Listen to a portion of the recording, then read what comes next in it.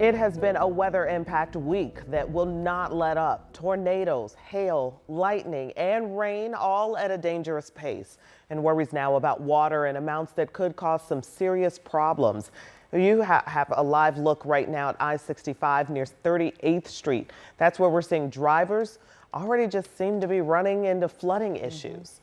Thanks so much for joining us. I'm Felicia Lawrence, and for Scott Swan tonight. And Angela, flash flood warning was just added in the last hour. Yes, I'm going to start with that, Felicia. In this flash flood warning area, radar is estimating 2 to 4 inches of rain has fallen just within the last several hours. There's the highlighted area of the flash flood warning. It does include all of Marion County back through Terre Haute, basically along and just north and south of I-70. And it's this area radar is estimating 2 to as much as 4 inches of rain. Flash flood warning, flood watch for all of us, and all of our rivers now under flood warnings as well.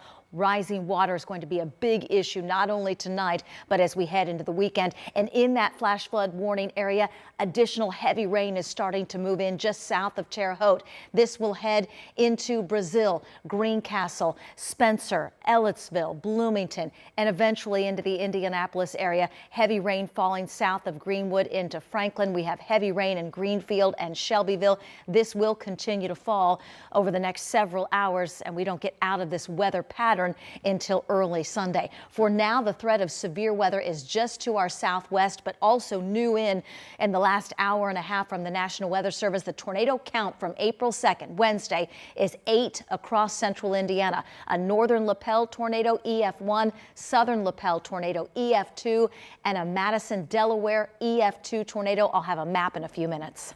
All right, Angela, and there are growing concerns tonight about those rising flood waters. They're already taking over fields across Jackson County, and it all just happens so fast. It's not just the fields underwater, it's the woods and even a parking lot. That's why Indiana conservation officers are prepared to respond if the situation gets worse. They say now is the time to prepare. When I got this job, the first thing that people told me is that when it rains, Jackson County floods. And I was talking to another conservation officer who was doing this for 19 years, and he said that this is the highest river he's ever seen, and it's only going to get higher.